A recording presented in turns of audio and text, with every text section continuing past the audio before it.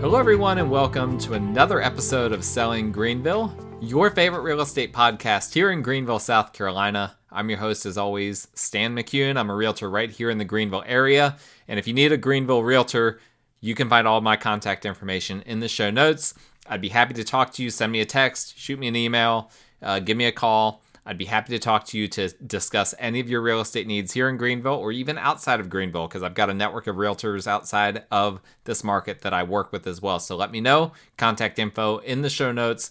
And as always, if you like this show, please subscribe to it. Please leave a rating, leave a review. If you're watching on YouTube, like, comment, all of those things, anything that you can do. It just takes a click or a press or whatever. But that really encourages me and also gets this show out to more people, which is what I'm trying to do. So please do those things. That's all I ask of you guys. Today we are going to talk about rental portfolios. And I've been hearing some rumblings within the investor community about how there have been more rental portfolios coming on the market this year than previous years. And usually these rumblings come with a suggestion or at least a little bit of an innuendo, right? That maybe rental properties aren't performing like they used to, and maybe people can no longer afford property holding costs like taxes, insurance, etc. Or perhaps the holding costs themselves are increasing at a faster rate than rents are, and as such, the projected net income of a property no longer makes sense for the owner. I've been hearing these sorts of rumblings, and I feel like it's worth addressing from my perspective, right? Because I work with a lot of investors. I have, over the years, had multiple rental portfolios that I have listed for different people. And I feel like it's worth addressing what I am seeing on the ground from my perspective with all of the people that I'm talking to, rather than there just being this suggestion, this innuendo out there. Well, a lot of people are selling off rental portfolios these days. There must be something wrong. Not necessarily. And we're going to get into that in just a second. But I want to start by just clarifying for those listening or watching this episode, what is a rental portfolio? Very simply, a rental portfolio isn't a single family house or a duplex. A rental portfolio would be multiple properties sold together. It could be multiple properties on the same lot. Could be perhaps a bunch of condos next to each other. Whatever the case may be, multiple properties sold together as one. Very simple. And now, with that in mind, I want to kind of lay some groundwork, right? Before I address the main concern that perhaps there are issues in the rental market that are nefariously causing landlords and landladies to have to sell off rental portfolios that in the past they wouldn't have sold off. First off, I want to address that immediate concern, right? The implication that we have more portfolios being sold now than in the past. Let me start by saying this. That's only true if the past only goes back to the year 2020. What do we know about real estate between 2020 and 2022? Well, we've talked about this before, but as a recap, mortgage rates were absurdly low. And the result was that a lot of properties were bought up as rentals during that period of time. And needless to say, with owners having really, really low rates, 3%, 3.5%, 4%, nobody wanted to sell, right? We had that stretch from 2020 through roughly mid to the end of 2022 with these low rates. People get properties under a low rate. They don't want to sell. And those who maybe would have normally sold during that period of time, a lot of those people had an opportunity to then go and refinance and get an even better cash flow than they were getting before. And so obviously they don't want to sell. Now their property is performing even better than it was. So since the pandemic, nothing has been normal. Nothing has been normal since the pandemic. That's a really, really important context. But before then, rental portfolios commonly were sold, right? The fact that we're seeing more rental portfolios than we have the past few years is not that meaningful, right? We're seeing more single family homes on the market than we did in 2022 and 2021. That's because inventory back then was absurdly low. And so really it's not that much different than the single family market when it comes to these rental portfolios. If we go back roughly 10 years, the very first rental properties that I ever purchased was actually a lot of 100 units, right, that were all sold by the same seller that were all listed in MLS. Imagine if MLS right now got flooded with a 100-unit rental portfolio. We haven't seen that since then, right? That was 10 years ago. So we need to keep that context, right? If we're comparing anything to the past 3 to 4 years, we're not making a fair comparison because the past 3 to 4 years have been extremely weird. And that's primarily, as I already said, because we had this artificial period of easy money, right, for this roughly 3-year period of time. And that artificial period being 3 years, that's long enough that it started to feel real. And now people have forgotten what actual reality feels like, right? Well, guess what? We're being reminded of what real and reality feels like, and it feels like rental portfolios commonly being sold off. So this part of what we're experiencing is what we would say regression to the mean, right? We're seeing more rental portfolios, and it feels like a lot in comparison to the past few years because it is. But if we go back actually historically, 5 years, 10 years, it is following normal trends for the Greenville market. Now, I can't speak to other markets, right? This is a Greenville podcast. We are talking about Greenville real estate specifically. If you're listening in from another market, it might be completely different. Real estate is super duper local. Nothing that happens here impacts Boise or Austin or Las Vegas or San Francisco. So keep that in mind if you're an out-of-state listener. I know we have a bunch of them. Additionally, okay, with all of that groundwork, I've got some more groundwork here.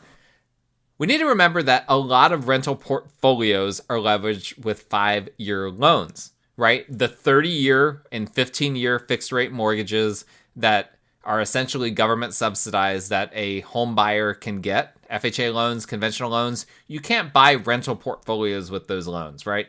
You could buy, in theory, a duplex, a triplex, or a quadruplex, but you couldn't buy a package of, say, 2 duplexes with a conventional loan. The government doesn't allow that. It's not allowed. So you have to go to a commercial lender typically, or a private lender, or perhaps even a hard money lender with something like that if you're trying to finance a specialized loan, a specialized portfolio like that. And here's the thing. The vast majority of those types of loans, right, because they're higher risk for the lender, most of those loans are only going to be 5-year loans. They typically are not going to give you a 10, 15, 20, 30, in particular a 30-year loan on a portfolio of rental properties. So typically it's going to be 5-year loans, and when those loans come to maturity, then decisions have to be made, right? The borrower has to get a new loan, or they have to pay the old one off, or maybe the lender that they're with, credit union, commercial bank, or whatever, maybe they have a way for them to refinance that in-house. But regardless, decisions have to be made once that 5-year term comes up. And guess what? Any 5-year portfolio loan made in 2018 was due last year. And so I don't know how many portfolios were sold last year that were sold due to a loan coming to maturity, but all the way back in 2018 feels like an eternity ago. But there were a lot of loans made in 2018. Any 5-year loan that was made during that period of time, which would have been most rental portfolios sold during that time, was due last year. Any that were purchased in 2019 are due this year. So you have to keep that in mind. For some, a lot of these rental portfolios are leveraged, and for some borrowers, they have loans that are coming due this year. And remember, rates, if you bought in 2018, 2019, and now you're trying to refinance this year, rates are roughly 3% higher than they were back then. And so this might mean that A, the borrower can no longer afford the new loan terms, and or B, the numbers no longer work for that specific property with that borrower, right? For whatever reason. But that doesn't mean, and this is very important, that doesn't mean that the numbers won't work for another borrower with a different set of rental property parameters. And that borrower might purchase the property, maybe they purchase it cash, or maybe they purchase it with financing. They might have a very good property on their hands. It's very important. Anyone that's listening is not an experienced investor. Hear me loud and clear here. Just because a property doesn't work for another investor doesn't mean it can't work for you. That's very important, right? Because I have purchased rental properties over the years that were on market. Guess what? I had to beat out other people, other investors. There was a multiplex I bought a few years ago that was crawling with investors. I had to go super aggressive in order to purchase that property. I bought it for a higher price than anyone else was willing to buy it for. Was it a great investment? Yes, it was a great investment for me. I sold that property not that long ago, made a lot of money while I owned it, made a lot of money when I sold it. And so it's very important not to read too much into what other people are perceiving. Numbers don't work for other people. Who cares? Do the numbers work for you? That is all that matters. Is the property worth X amount to you? Maybe the property is not worth to you what it is to another person. Doesn't matter. All that matters is what it's worth to you and what your numbers are. So that's very, very important. Don't read into what other people are doing per se. Obviously, you don't want to completely ignore it. If nobody else is interested in a property, that could be an indication that maybe there's something wrong with it. But it's very important to do all of your analysis independently. Don't be concerned about the analysis that other people are doing. Additionally, okay, we've got a lot of additionallys in here, but we need to understand the context, right? There's so much context, and when people are making these suggestions that, there's something broken in the rental market, it's usually without this context. So hopefully this context is helpful for you guys to kind of think about the market holistically. It's important to remember that the vast majority of rental portfolios are sold off MLS, either off market entirely or by brokers not utilizing MLS, for instance, commercial brokers. Again, when money is easy, these things never get blasted out to the public. These rental portfolios, they don't get blasted out to the public, usually because they are gobbled up very quickly off market or off MLS at least. But when rates go up, now there are fewer people that can buy, less demand. Now marketing becomes more important. Now you start to see more of these portfolios being blasted out on MLS or in groups or via commercial brokers. And so that's important context. Now, with all of that context in mind, let's deal with the real situation at hand. Is there something nefarious happening that isn't completely obvious within the Greenville rental market? Well, let's start from the top. The rental market undoubtedly has cooled from a few years ago. This is also what happens when easy money dries up, right? Easy money boosts rents. When that easy money goes away, then people tend to try to stay where they are, not make any major changes, and that has a trickle-down effect on the rental market. Properties that had waiting lists of people 2 years ago are struggling to fill vacancies in 2024. Airbnbs are floundering, and this is all a nationwide trend due to an oversaturated market in general with more rentals than renters when it comes to certain properties in certain areas, okay? And we've definitely seen it here. It's a nationwide trend, but it's also a Greenville trend. I've seen it with my own rentals. I've talked to a lot of other investors. The rental market and the Airbnb market have both cooled substantially the past year. Okay. Now, how does this compare historically, right? Because I have said earlier in the show, I am not a big fan of comparing 2024 to 2022 or 2021 because 22 and 21 were very weird years historically. So what does the market feel like to me? It kind of reminds me of 2014 to 2015. The market was similar then, where there wasn't as much easy money as other times. The economy still wasn't great. And it wasn't uncommon to see multi-month vacancies for rental properties. It feels very similar to that period of time yet again. And again, was the market bad back then? Not historically speaking, but if you compare it to 2020 to 2022, then yes, it would appear that way. And so if we're comparing the rental market now versus a couple of years ago, it is a worse market. But if we're comparing it to the past 10 years, not necessarily. There would be comparable years in terms of this market. And so I think that that's very important context. Nobody in 2014, 2015 was saying, man, the Greenville rental market is really slow right now. But our market right now, in my opinion, is comparable to then. And people are saying, wow, it's really slow right now. It's just because we've got recency bias, right? It's been such a hot market for several years. We got used to that. We thought that it was always going to be that way. And that's just not the case. It's slowed down. It's regressed to the mean. This is, to a certain extent, natural and healthy.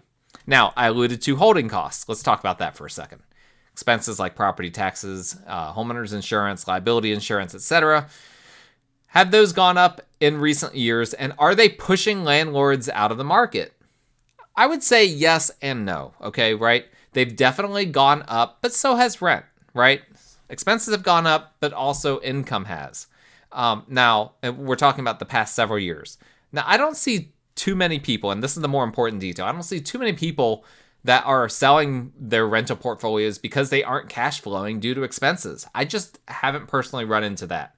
So, because honestly, if your property is not cash flowing for you, how are you going to sell it to someone else? It's not going to cash flow likely for them either.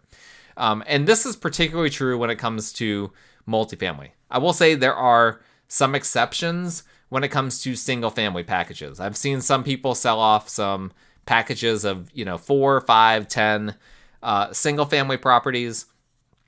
And in those instances, when people are selling off a package of single family properties, sometimes the cash flow is a little bit tenuous on some of that. So I will say that. But when we're talking about, small multifamily properties, apartment complexes, things of that nature, generally speaking, I am not running into the situation where these aren't cash flowing and people are having to get out of it. The only exception to that would be if you've got a landlord that just hasn't raised rents in 20 years, hasn't done any repairs to the property, and now is just trying to offload the property because it's way more than they can handle. Usually those sell off MLS. There are some currently, if you're looking on MLS, there are some fixer-upper small multifamily properties that are like that out there. That would be the only exception to the rule, but generally speaking, that is not what I'm running into when it comes to these portfolios that we're seeing coming online. Now, do I see some people passing up, some potential buyers passing up on opportunities because they're concerned about what their holding costs will be? Yes, absolutely.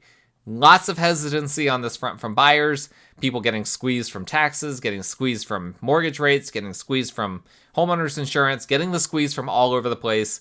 And so that has for sure impacted demand for some of these portfolios. And so this contributes to some of these portfolios lasting longer on market than maybe they would have in an easy money era, right? If you just alleviate the squeeze from one of those levers, if you just alleviate the cost of financing, that has a dramatic impact on people's numbers and what they can afford and how attractive a portfolio might be.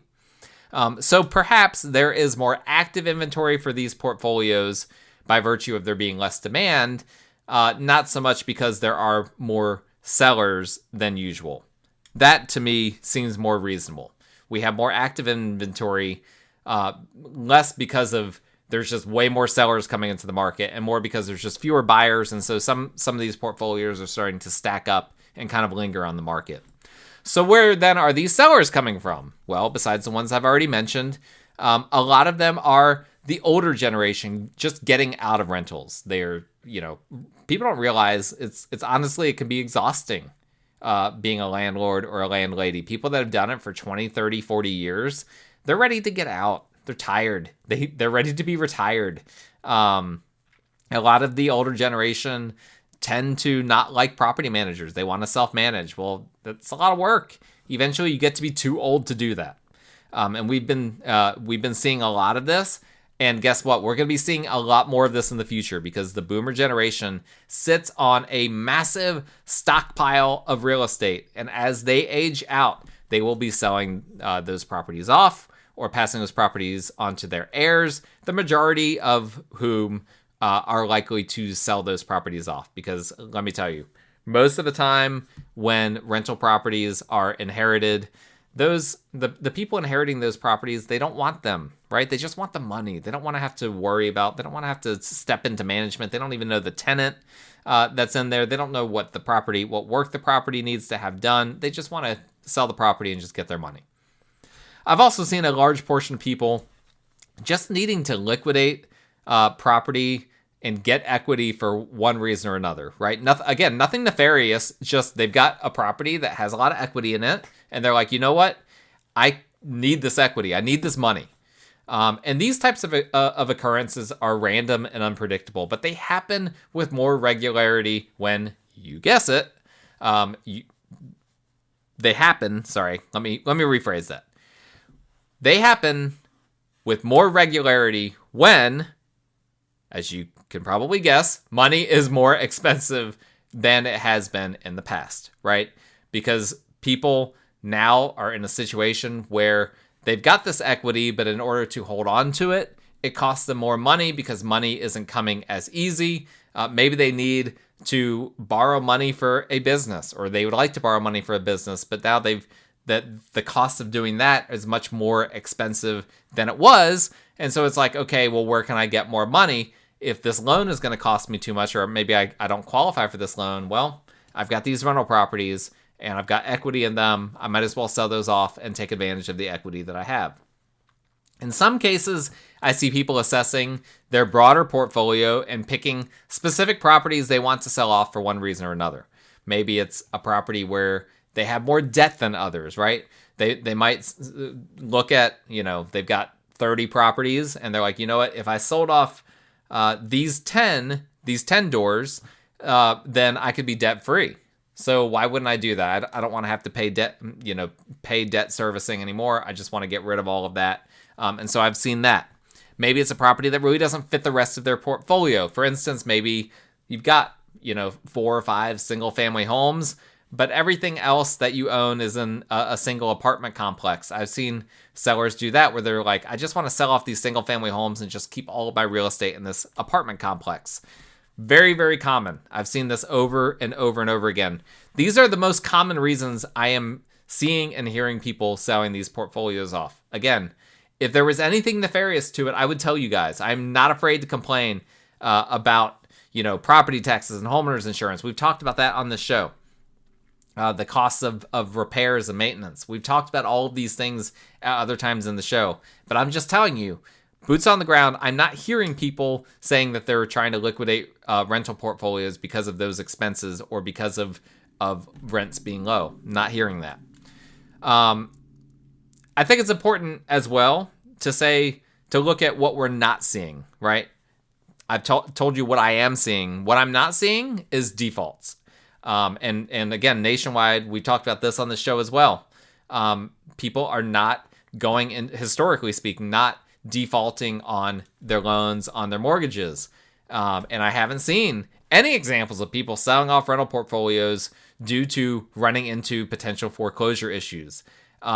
And so the result of that is that many of these portfolio sellers really aren't all that motivated. Unless they really, really need that money for something, they might be in kind of a take it or leave it point of view. And trust me, I've seen this over and over again where it's like, you know what, here's what I'm willing to sell it for. If I don't get that, then I'm just going to hold on to it. Like, it's cash flowing. It's not causing me any problems. I'd like to sell it and do something else, do a 1031 exchange or use that money into some other investment. But maybe they're okay with not doing that if they're not going to hit the amount of money that they want. I'm seeing that over and over again as well. And so a lot of these sellers are willing to test the market to see what they can get. And if they can't get what they want, they will hold on to the property and just continuing on. Long story short, the dynamics in the rental portfolio space aren't really all that different than they are in the single family space right now, right? I already compared it and said just as inventory has gone up in single family, so has inventory in rental portfolios. Financing being more expensive than recent years is impacting both supply and demand. Older people are selling. Some are choosing to avoid this rental portfolio space altogether due to the expenses involved, etc. These are all the exact same dynamics that I'm experiencing in the single family market. And the reality is that real estate as a cash flow engine, okay, I'm just going to be honest with you guys, right?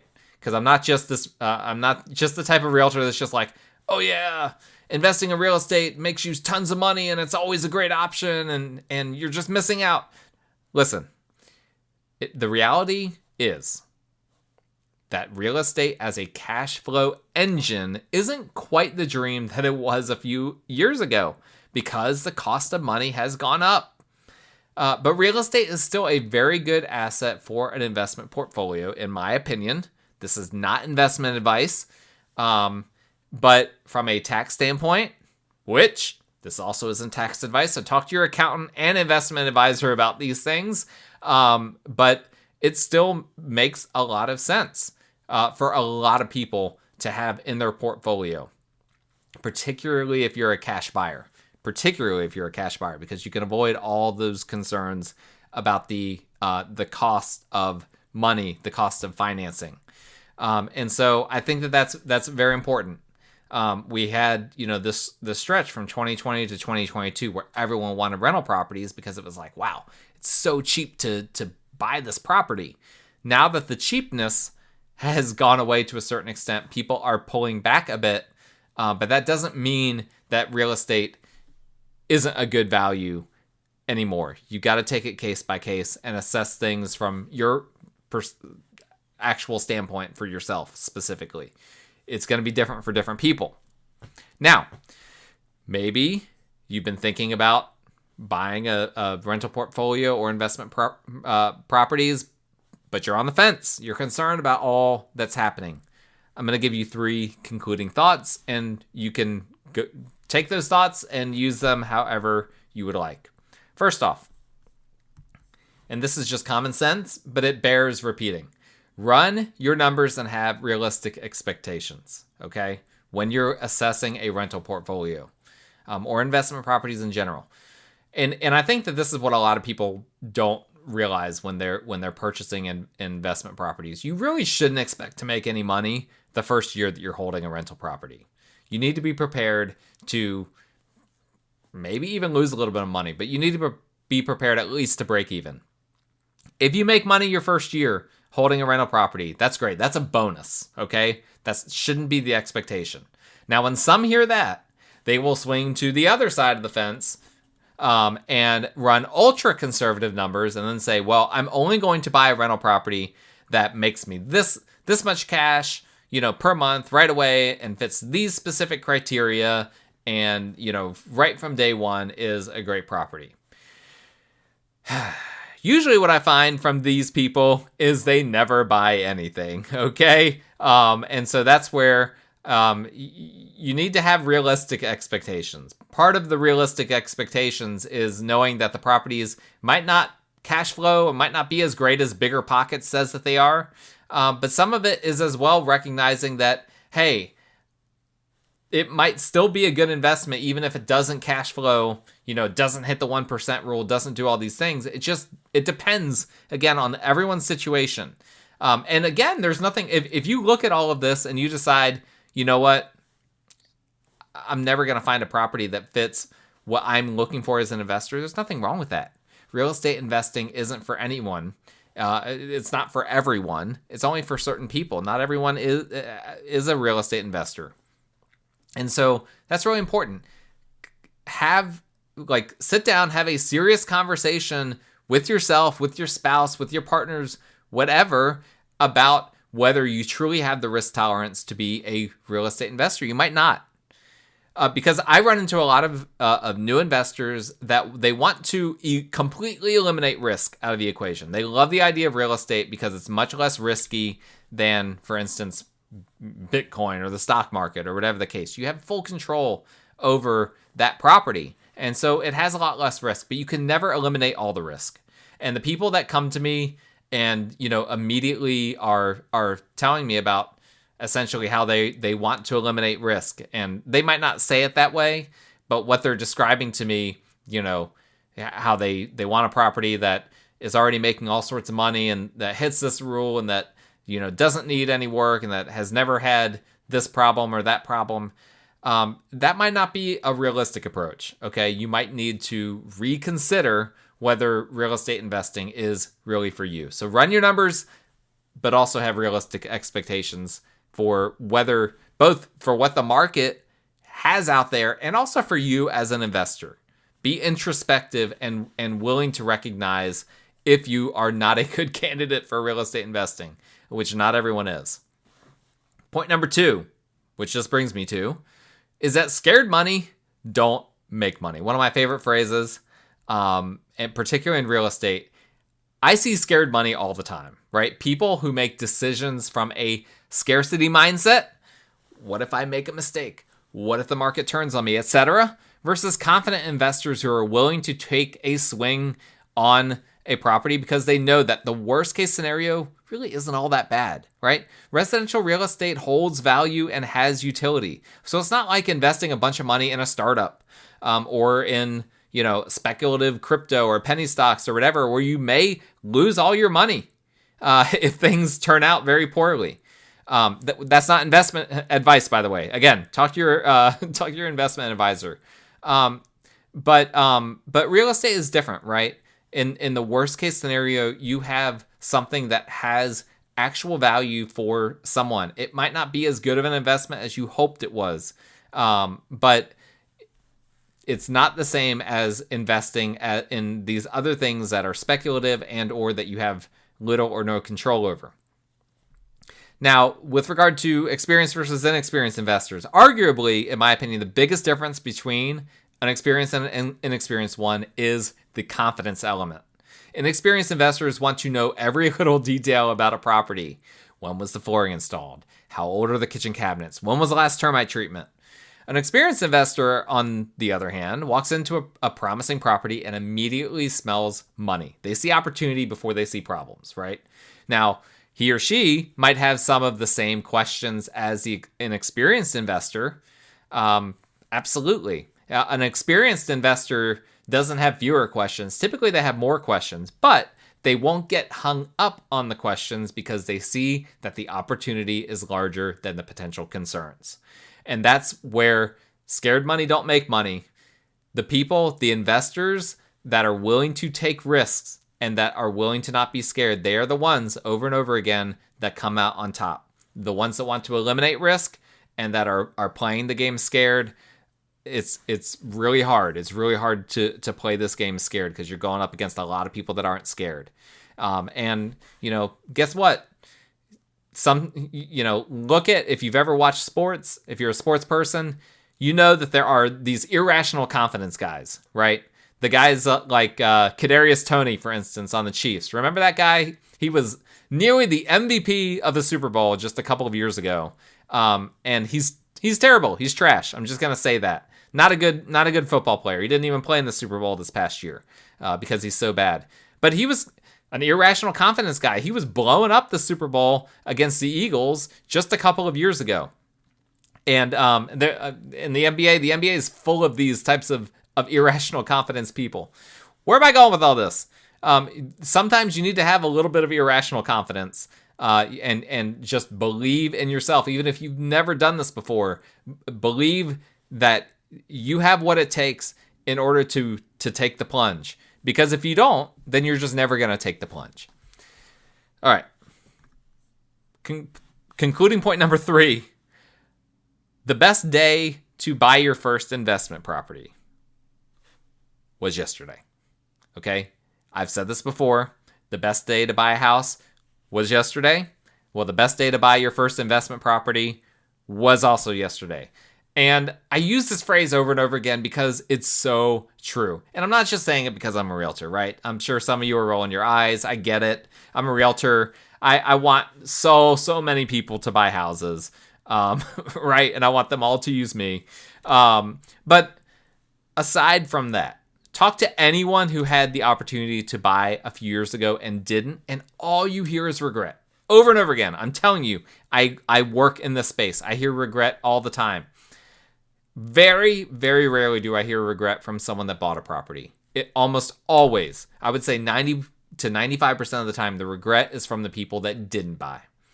And I'm just being honest. Like, I can't even think of a person at the moment that bought an investment property that regretted it. I can't think of a single person that fits that boat. Now, the caveat is, I will say this, that I'm around smart investors. And when I get clients that are looking to invest but are inexperienced, maybe aren't yet a smart investor, I try to coach them up the best I can to make them a smart investor. Now, so I'm sure that there are people that I don't know, right? People that aren't in my circles, that aren't my clients, that are not smart investors, that have made mistakes that they regret. And perhaps you know some of them. They are the outliers, I'm telling you. They are not in the norm. Most people that are investing in real estate, have invested the past few years, are very, very happy with their investments. They might not be as happy now as they were a year or two ago, but they're still very happy with the investment that they have because they know they have tons of equity. They have, an asset that is continuing to go up in value. They are in great shape. The people that aren't are the people that had analysis paralysis, that got scared out of the market, decided not to buy. Those are the ones that are filled with regret right now. So, if you're in the market but are stuck on the fence, what would it take for you to get unstuck? Okay? If it's lower rates, and I'm not suggesting you should get unstuck. I'm just thinking out loud here. If it's lower rates, and that's what you're waiting for, right? You're waiting for lower mortgage rates. I would argue that you may be better off buying now while the market is slower and then refinancing later at lower rates, right? We talk frequently about buy the house, date the rate, or marry the house, date the rate. Same thing with rental portfolios. It's not always as easy to refi a rental portfolio as just a single family house. So certainly keep that into consideration.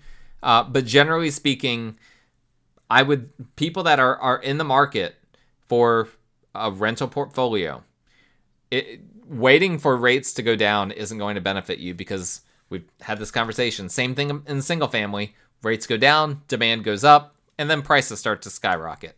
So keep that in mind. If there are opportunities out there, but the numbers don't really work at like 7%, but they would work at 6%, you might want to go ahead. You might want to consider at least buying at 7% and then having the opportunity to refinance down the road at 6% or lower.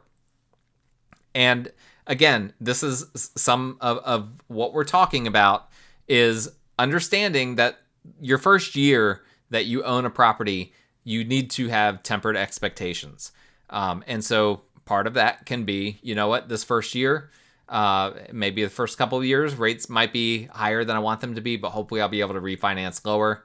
And if not, guess what? The way the market is appreciating, you've got an appreciating asset. If you're not happy with it, you should be able to sell it after a couple of years. If it's prices that are keeping you stuck on the fence, well, it would take a lot more inventory coming on the market for prices to see meaningful declines in the rental portfolio space or in any real estate space. And if you're holding out for that, I'm telling you right now, you are never going to come off the fence. If prices are what you're waiting for prices to go down. Yeah, you're not coming off that fence. And if you don't like the current options, you can hold out as long as you want, but be realistic. Look at sales the past couple of years. Look at the rentals and the portfolios that have sold the last couple of years. I do this as an exercise with my clients sometimes.